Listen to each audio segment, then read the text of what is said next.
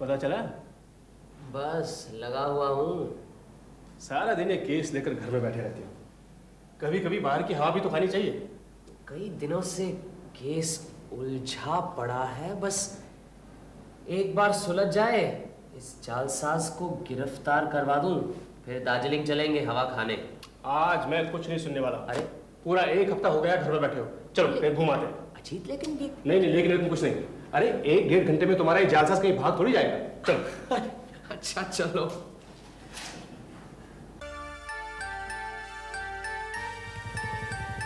अच्छा हुआ यहाँ घूमने आ गए।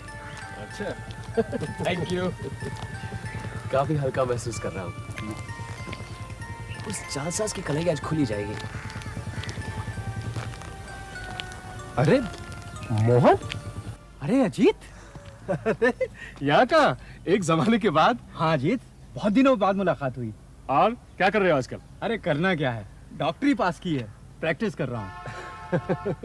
मोहन और मैं स्कूल में इंटर तक एक साथ थे।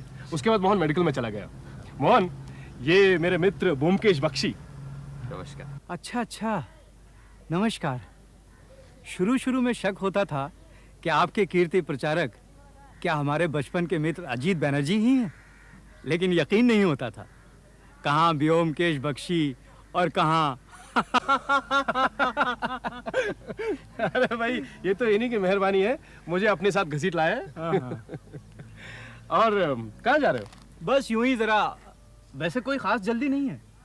अरे तो फिर चलो एक साथ थोड़ी सी हवा खा लेते हैं। हाँ आओ। चलो। और रहते कहाँ हो? पहले तुम बाग बाजार रहते थे ना?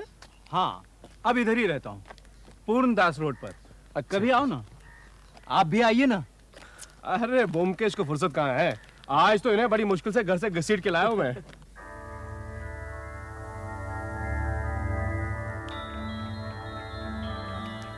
आप कुछ कहना चाहते हैं तो कहिए ना। वो सोचा इतनी छोटी सी बात के लिए आप जैसे व्यस्त आदमी को क्या परेशान करूं। अरे कहो ना, क्या बात है? कम से कम कुछ दिनों के लिए इन्हें उस जालसाज से छुटकारा तो मिल जाएगा। कौन जालसाज?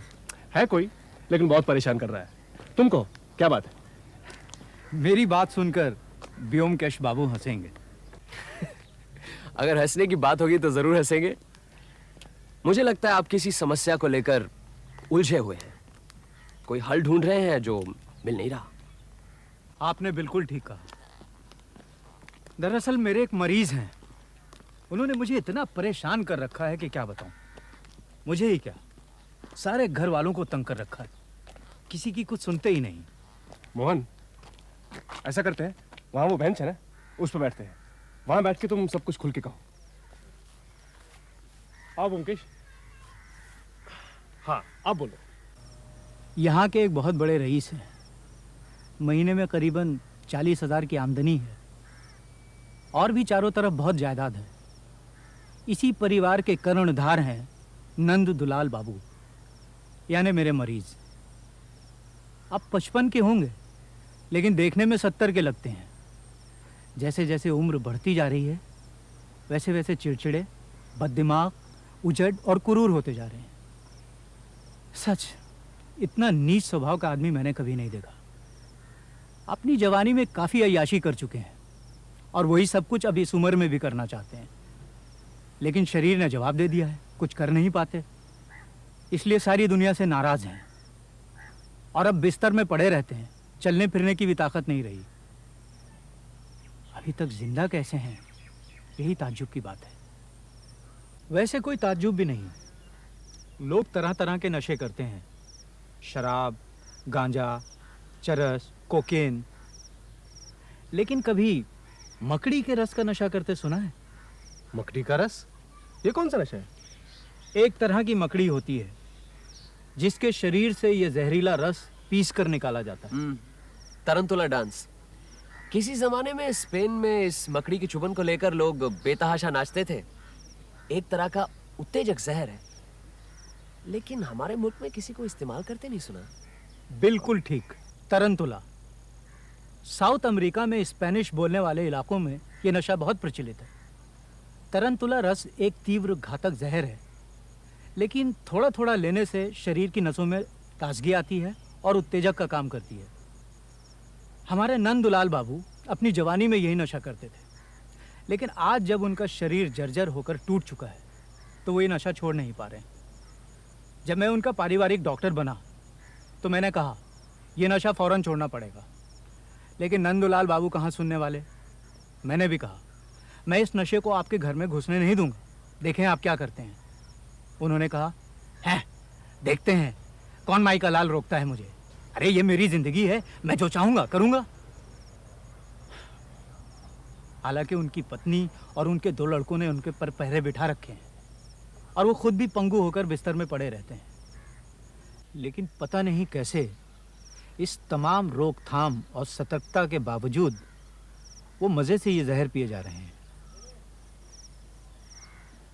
पता नहीं इस शख्स को कहां से और कैसे ये मकड़ी का रस मिल रहा है। यही हमारी समस्या है। अगर आप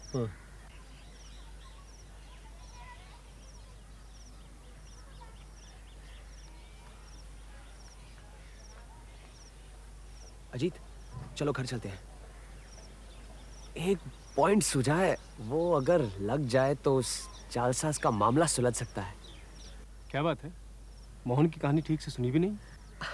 अरे सुनूंगा क्यों नहीं, इंटरेस्टिंग है, कठिन समस्या भी है, लेकिन वो जालसाजी का मामला जब तक सुलझ न जाए तब तक कोई बात नहीं व्योमकेश बाबू, मैं जानता हूं आपको छोटे छोटे केस में उलझाना उचित नहीं है, लेकिन क्या करूं। सोचता हूं कि एक मरीज की मदद करूं तो उसकी जान बच सकती है। कोई भी इंसान, वो कितना भी पापी क्यों ना हो, अगर हमारी आंखों के सामने बूंद बूंद जहर पीकर खुदकुशी कर रहा हो और ये सब जानते हुए भी हम कुछ ना करें, तो इससे ज्यादा अफसोस की बात और क्या हो सकती है। कम से कम मेरे लिए तो है ही। मैंने ये तो नहीं कहा कि मैं केस नहीं लूंगा, लेकिन इसे समझने के लिए कुछ समय भी तो चाहिए। और फिर एक बार नंदुलाल बाबू से मिलना भी बहुत जरूरी है। प्रतिष्ठित आदमी हैं, हम उन्हें इस दुनिया से आसानी से गुजरने नहीं देंगे। आप बेफिक्र रहिए, लेकिन इस समय मेरा घर जाना बहुत जरूरी है। आप इसलिए उन्हें 1-2 दिन और जहर पीने दीजिए, फिर मैं उनकी खबर लेता हूँ। ठीक है, यही सही। आप कब आ सकते हैं बता दीजिए, मैं कार भिजवा दूंगा। अच्छा, एक काम करते हैं, अजीत आपके साथ चला जाता है, वो नंदुलाल बाबू से मिल लेगा, मैं बाद में उससे सब कुछ पूछ लूंगा, फिर बाद में बताता हूं क्या करना है। अजीत आपके बचपन का दोस्त है, इसीलिए शायद आपको लग रहा है कि वो क्या करेगा, लेकिन ऐसी कोई बात नहीं है, आप बेफिक्र रहिए। अजीत मेरे साथ रह रहकर काफी तेज हो गया है, हो सकता है आपकी समस्या का समाधान कर दे और मेरी जरूरत ही ना पड़े। ठीक है, अजीत को ही लिए जाता हूँ, लेकिन अगर अजीत कुछ नहीं कर पाया तो? अरे फिर मैं तो हूं ही ना। अजीत, हाँ, सब कुछ ध्यान से देखना, कहाँ रहते हैं, कौन मिलने आता है, क्या कहता है, सब नोट कर लेना, ठीक है? अब मुझ पर विश्वास किया है तो देखना, कुछ करके दिखाऊंगा। आखिर इतने दिन तुम्हारे साथ रहा हूँ, कुछ तो सीखा ही होगा। अच्छा, अब आप दोनों जाइए, मैं घर पर ही हूँ, इंतजार करूंगा। ठीक है, आओ जी।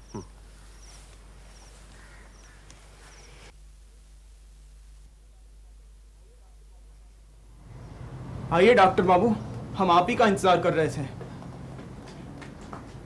आओ जी। ये मेरे पुराने मित्र हैं, फिलहाल मशहूर डिटेक्टिव व्योमकेश बख्शी के साथी हैं। इन्हें तुम्हारे पिताजी का केस समझाने गया हूँ, शायद कोई फायदा हो जाए। हाँ हाँ, क्यों नहीं, आइए आइए। आओ जी। आइए। ये नंदुलाल बाबू के बड़े लड़के अरुण हैं। नमस्ते। नमस्ते। अच्छा, तुम्हारे पिताजी क्या कर रहे हैं? करेंगे क्या, वही उपन्यास लिख रहे हैं। आज फिर लिए? हाँ। अरे कौन है? भागो यहाँ से, मैं लिख रहा हूँ। पिताजी, डॉक्टर बाबू आए हैं। क्यों मेरे पीछे पड़े हो? चले आती मेरी देखभाल करने, बेवकूफ। शांति से काम भी नहीं करने देते। चलो भाई, दरवाजा खोल दे। सब ठीक है ना?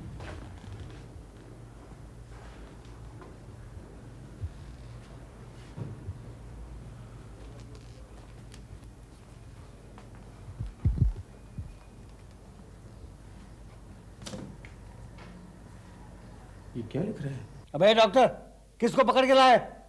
पूछते हैं मैं क्या लिख रहा हूं। कोई नहीं, मेरे एक पुराने मित्र हैं।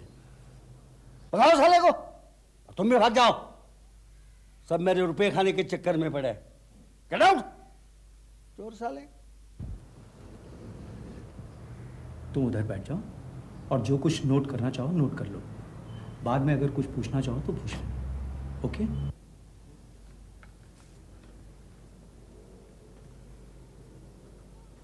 आज फिर नशा कर लिया? हाँ हाँ कर लिया, और भी करूंगा। किसी के बाप का खाता हो क्या? अरे इसमें आपका ही नुकसान है नंदुलाल बाबू, हैं? किसी और का नहीं। मगर ये सब समझने की आप में अकल कहाँ? हाँ? अरे नशा कर करके आपने अपने भेजे के 12 बजा दिए। भेजे के 12 बजा दिए हैं? तुम्हारे भेजे में तो काफी अक्ल है ना, फिर क्यों नहीं कुछ पकड़ पा रहे हैं? चारों तरफ पहरा बिठा दिया है, फिर भी कुछ नहीं कर पाए हैं? बोलो, आज एक नया बांगलू ले आए, वो क्या करेगा? उसके खोपड़ी में क्या तुम्हारी जैसी अक्ल है? बोलो। ओ, क्या देख रहे हो इधर उधर? हैं? कुछ नहीं मिलने वाला है। आपसे तो बात करना भी झक मारी है। हैं? कीजिए जो मन में आए। वो तो करूंगा ही। है कोई मुझे रोकने वाला? 2 डॉक्टर आ गए। अरे डॉक्टरों की फौज बुला लो, फौज, फिर भी कुछ नहीं मिलने वाला। बड़े आए मुझे डराने वाले। हैं? देख लिया ना, ये मुसीबत है। कुछ किया जा सकता है? लेकिन ये सब लिख क्या रहे हैं? अरे सब बकवास, गंदी गंदी गालियों से भरी दुनिया भर को हिदायतें हैं। ये अपने आप को बहुत बड़ा साहित्यिक समझते हैं, उपन्यासकार। कभी लाल स्याही से कभी काली स्याही से अनाप शनाप लिखते रहते हैं। ये समझते हैं कि कलकत्ते के सारे संपादक बेवकूफ़ हैं, क्योंकि वो इनकी कलाकृति लौटती डाक से वापस भेज देते हैं। कोई नहीं छापता। क्या पट्टी बढ़ा रहा है? हैं? और आप हजरत, अब है कौन? हैं? मेरे घर में घुस आए? ये क्या धर्मशाला है? भागो यहां से। यहां ज्यादा होशियारी झाड़ने की जरूरत नहीं, समझे? चुपचाप यहां से चलते बनो, मैं तो धक्के मार के निकलवा दूंगा। दुनिया भर के चोर उचक्के बदमाशों ने डेरा डाल रखा है मेरे रुपयों को श्राद्ध करने। आप बुरा न मानिए, नशे में पिताजी अनाप शनाप कुछ भी बोलते रहते हैं। ये बीमार है, मैं इनकी बातों का बुरा क्यों मानूंगा? हट! कोई बकवास नहीं करेगा। अरुण, निकल दो इन दोनों को यहां से। देख लिया कितना भयानक नशा है, जो अच्छे भले इंसान को हैवान बना देता है। ये क्या लिखते हैं, देख सकता हूं? हाँ हाँ, जो मर्जी आए देखो। ये सिर्फ चिल्लाते रहते हैं, उठ नहीं पाते। इनकी सारी हिंसा सिर्फ जुबानी है।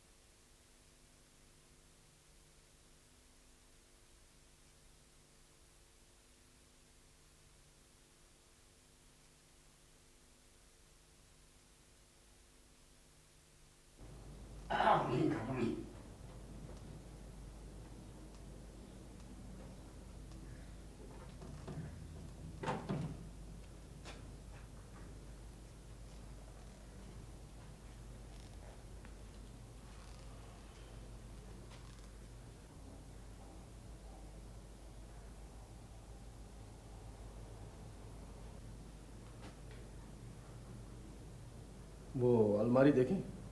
हाँ हाँ, चलो ना।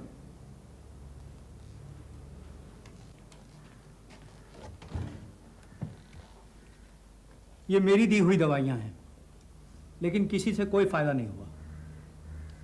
इतनी गंदी गंदी गालियां कैसे लिखते हैं? ये तो अमील जोला को भी मात करते हैं। अरे रंगीले मिजाज के आदमी थे, अपनी सारी मायूसी लिखाई में ही निकालते हैं। देखो, ये आज आए हैं, नौकर से बोल के इनके लिए खाना बनवा देना। किसी तरह की। सुनो, तुम्हारे पिताजी इसका इस्तेमाल करते हैं? कभी देखा तो नहीं, इस्तेमाल करते तो खुशबू जरूर मिलती। कितने दिनों से हैं यहाँ? सालों से। अबे ओ नए डॉक्टर, चुपचाप वो गुलाबदानी रख दे, तेरे बाप का माल नहीं है।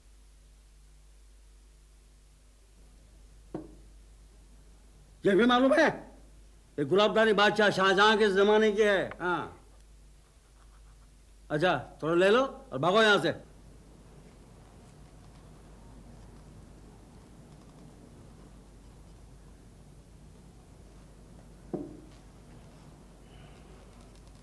और कुछ देखना है? वो उधर क्या है? बाथरूम, आओ।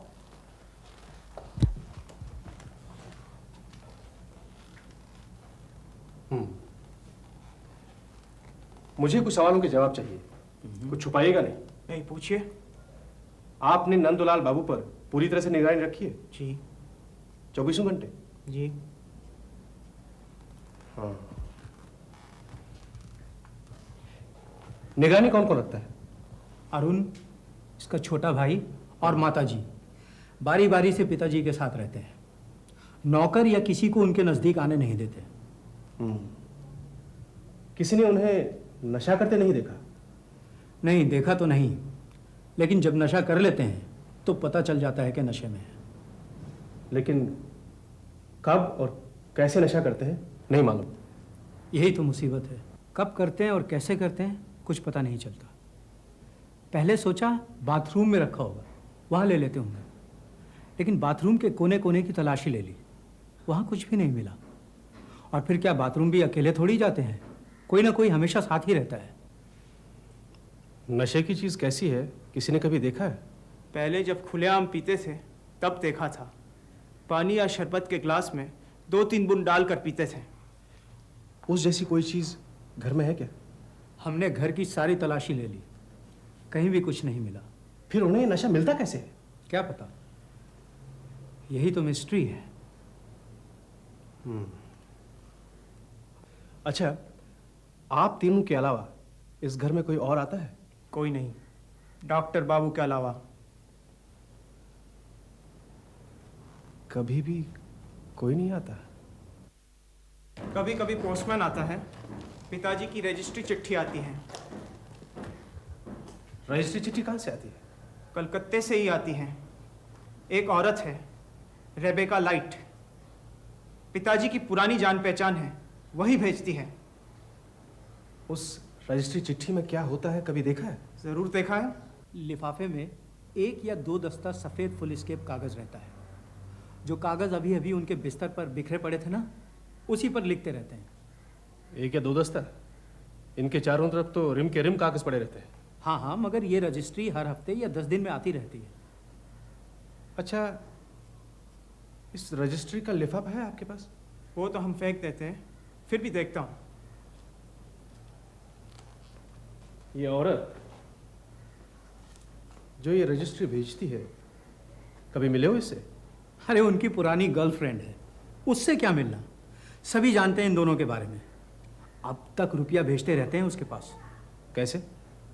जब चल फिर सकते थे तो खुद जाकर दे आते थे, अब खुलेआम मनी ऑर्डर भेजते हैं। 100 रुपया महीना। बतौर पेंशन? हाँ, यूं ही समझ लो। अच्छा, ये औरत रहती कहाँ है? यहीं ओल्ड पोस्ट ऑफिस रोड पर। कहते हैं कि वो मकान भी इन्होंने ही लेकर दिया है उसे। हाँ।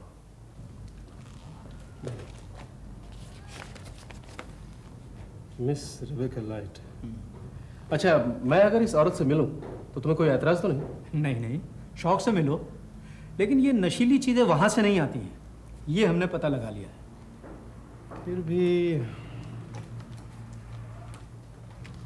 अच्छा, तुम्हें पूरा यकीन है कि इस लिफाफे में सफ़ेद कागजों के अलावा और कुछ नहीं होता? चिट्ठी पहले यही खोलते हैं, अच्छी तरह से देख लेते हैं, और फिर वही चिट्ठी खुली हुई पोस्टमैन लेकर अंदर जाता है और रसीद पर दस्तखत करा लेता है। हर बार आप ही खोलते हैं? जी हाँ, हर बार। ये चिट्ठी कब से आती है? तकरीबन पिछले 6 महीने से, या यूं समझ लो जब से इनके पिताजी ने खाट पकड़ी है।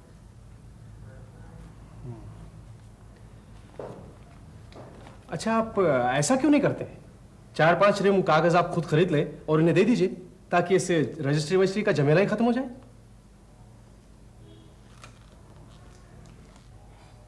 अरुण चला गया शर्म से। वो अपने बाप की बदनामी नहीं सुनना चाहता था। कहा ना, रिबेका उनकी रखेल है। स्वीडन का स्पेशल कागज मंगवाने के बहाने उसे रुपया भेजते हैं, ताकि घर में कोई झमेला ना हो। क्या वाकई में ये कागज स्वीडन का है? क्या मालूम? अच्छा, इस कागज का एक सैंपल मिल सकता है? अरे एक क्या, चाहो तो पूरा रीम ले जाओ। इस घर में अगर किसी चीज की ज्यादती है तो बस इस कागज की। मुझे तो लगता है हर छठे दिन आ जाते हैं ये कागज। और कुछ पूछना चाहते हो? नहीं, फिलहाल तो कुछ नहीं। मैं जरा ब्योमकेश से मशवरा करता हूँ, उसके बाद तुम्हें बताता हूँ। ठीक है, मैं 9 और 12 के बीच यहाँ रहता हूँ। टेलीफोन नंबर लिख लेना, जैसा हो मुझे बताना। ठीक है।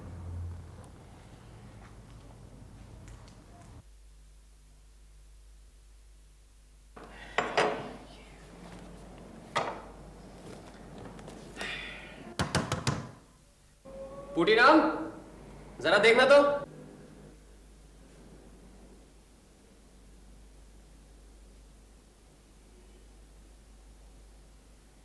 क्या कर रहा है? अजीत आया, खोल।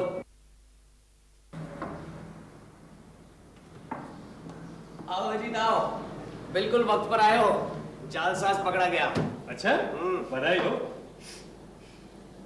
मामला क्या है? हैं? तुम तो इतने शौकीन नहीं थे, ये खुशबू कहां से लगा है? लगाई नहीं है। हाँ।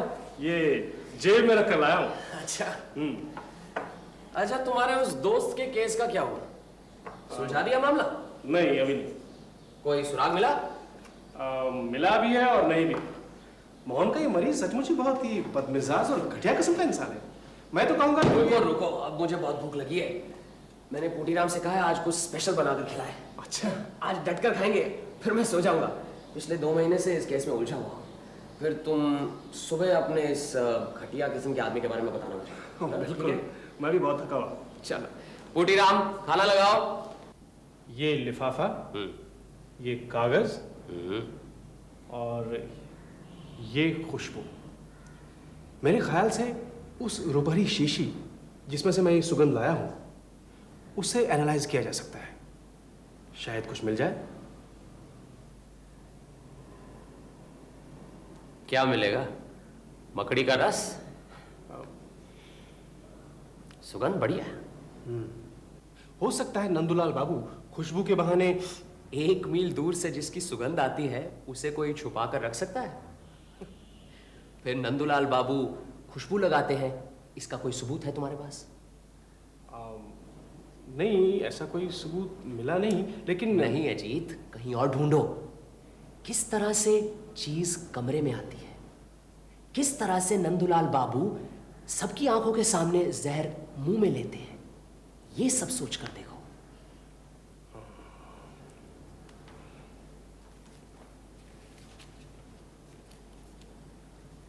हाँ, क्या कुछ पता चला? मुझे लगता है कि मकड़ी के रस का रहस्य पता चल गया। वेरी गुड, बताओ। मैंने नंदूलाल बाबू के कमरे में चारों तरफ बड़े बड़े मकड़ी के जाले देखे। मुझे लगता है कि मकड़ियां वो पकड़ पकड़ कर खाते हैं। You are a genius Ajit बबुआ। दीवार की मकड़ी खाने से कोई नशा नहीं होगा, बल्कि सारे शरीर में फुंसियां निकल आएंगी। ये तो है। हाँ, ये लिफाफा, चलो उस औरत से मिलते हैं। क्या पता वहां से कुछ पता चले। मिल सकते हैं, लेकिन अगर उसे कुछ मालूम भी होगा तो वो बताने वाली नहीं है। उनकी पुरानी दोस्ती है, क्या दोस्ती नहीं निभाएगी?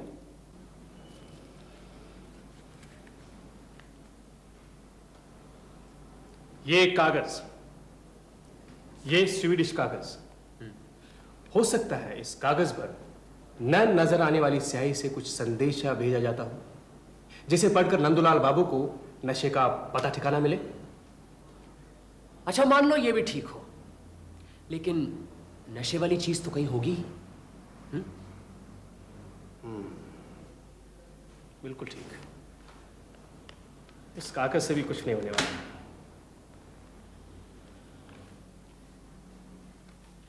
मुझे तो इस कागज से ही साफ पता लग रहा है कि कहां से चीज आती है और कैसे नंदुलाल बाबू नशा करते हैं। इस कागज से? कैसे? तुमने कहा हर हफ्ते ये कोरा कागज रजिस्ट्री से आता है। हाँ। क्यों आता है? क्यों आता है? लिखाई के लिए। नंदुलाल बाबू प्रसिद्ध साहित्यकार भी तो हैं।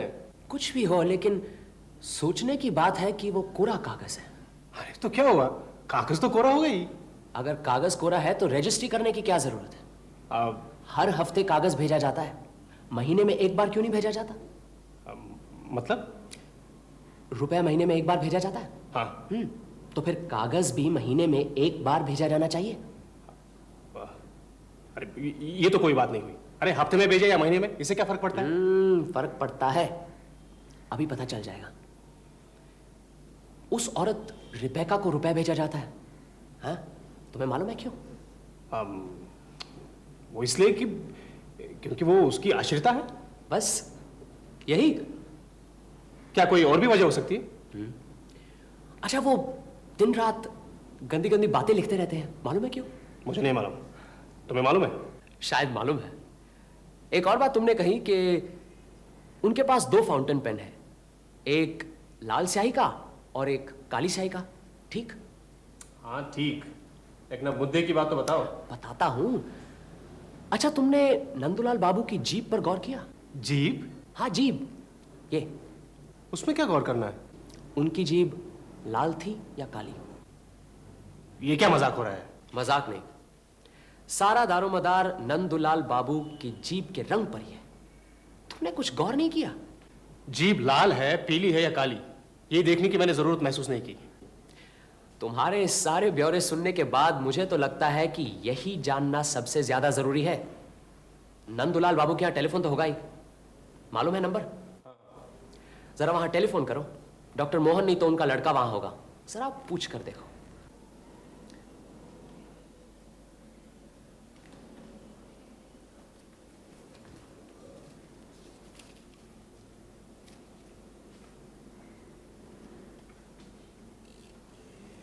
अब जीभ लाल ही सही, पान खाने से जीभ लाल नहीं होगी तो और क्या होगा? हेलो मोहन, मैं अजीत बोल रहा हूँ। हाँ अजीत, बोलो। मैं तुम्हारे ही फोन का इंतजार कर रहा था। लाओ मुझे दो। नमस्कार डॉक्टर मोहन, मैं बोमकेश बोल रहा हूं। हाँ, मुझे यह जानना है कि हमारे नंदुलाल बाबू की जीभ लाल रहती है? हाँ, जीभ। हाँ हाँ, उनकी जीभ हमेशा लाल रहती है।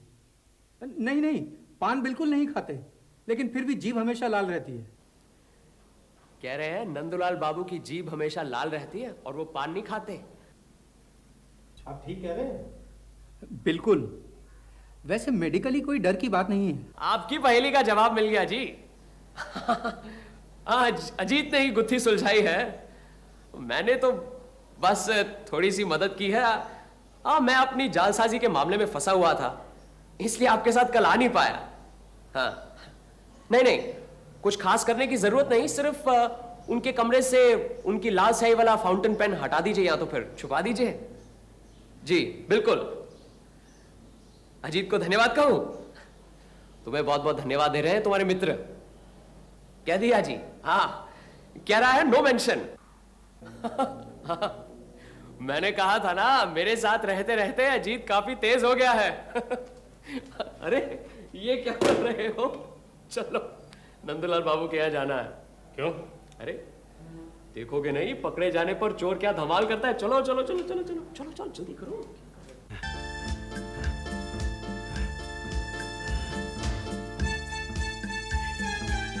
अरे अरे ये क्या बदतमीजी है? अरे मेरा लाल स्याही का फाउंटेन में ला फौरन। अरे डॉक्टर के बच्चे, तुझे मैं जूते से पिटवाऊंगा। अरे मेरी लाल स्याही लाओ ना। अरे साले, कल कहीं से एक पाखंडी को पकड़ लाया, साले को कुछ मालूम नहीं, और मेरी लाल स्याही वाली फाउंटेन पेन छीन लिए। अरे अरुण डॉक्टर, अरे मैं लाल स्याही पेन डॉक्टर अरुण। इनका बायां हाथ क्या इसी तरह कांपता रहता है? जी। पिताजी को कुछ होगा तो नहीं? नहीं, इन्हें नशे की चीज नहीं मिल रही, इसलिए परेशान है। ये विड्रॉल सिम्टम्स है। डॉक्टर बाबू, ट्रैंक्विलाइजर का इंजेक्शन तैयार रखिए। सो जाएंगे, मैं देखता हूँ। That's right. मैं इंजेक्शन तैयार करता हूँ। अरुण, आओ मेरे साथ। साले, बदमाश, चोर, लुच्चे, हरामी, इस डॉक्टर के बच्चे को मैं जिंदा नहीं छोड़ूंगा, जिंदा करवा दूंगा। अरे लाल शाही वाला पेन मैं आपको लाल स्याही वाला फाउंटेन पेन चाहिए? घबराइए मत, अभी दिलवाता हूँ। परेशान मत होइए, बस लेट जाइए। क्यों? लेट जाइए ना। आपको अपना नशा चाहिए ना? हाँ, मैंने इंजेक्शन में वही डाला है। लेट जाइए, लेट जाइए।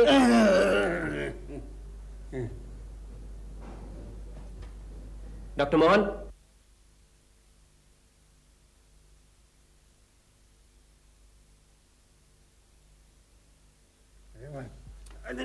लेटे रहिए। लेटे रहिए। लाल जाएगा पेन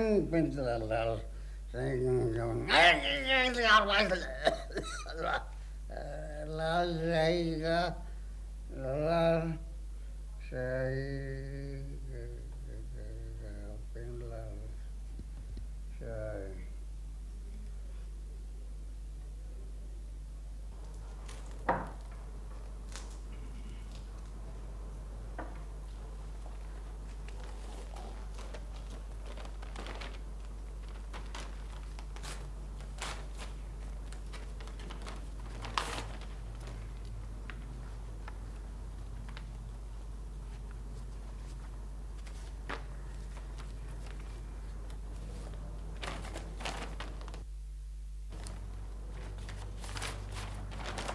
ठीक है, अंदर दे दो।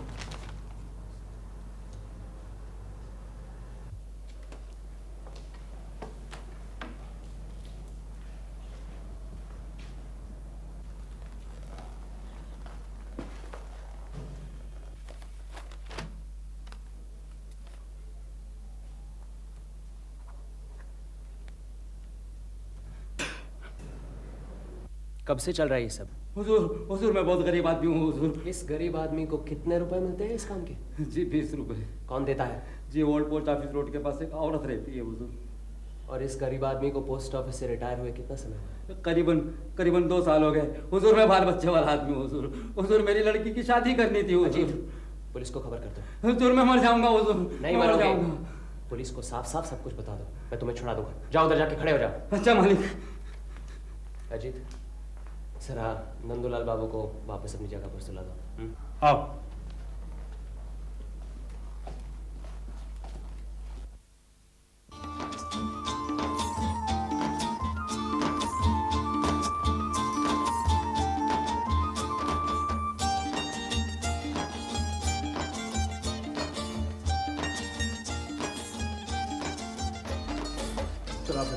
आइए।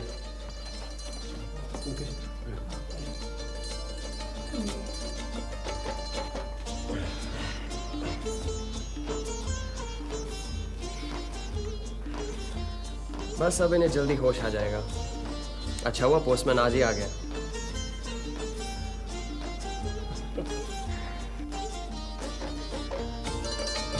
अब आप यहां बैठिए, इन्हें आपकी जरूरत है।